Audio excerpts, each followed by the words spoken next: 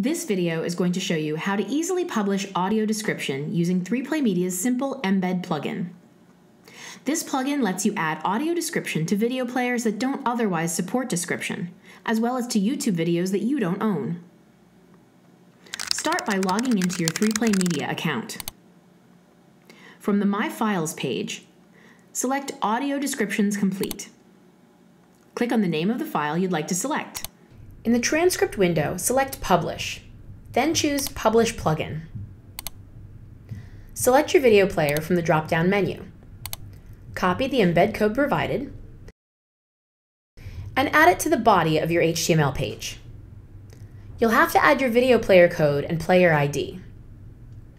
You can find documentation for embedding the audio description plugin in our support docs.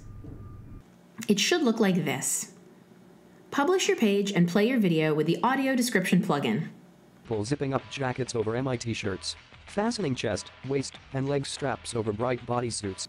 Thanks for watching this video. For more information, please read our support articles or visit our website, www.3playmedia.com.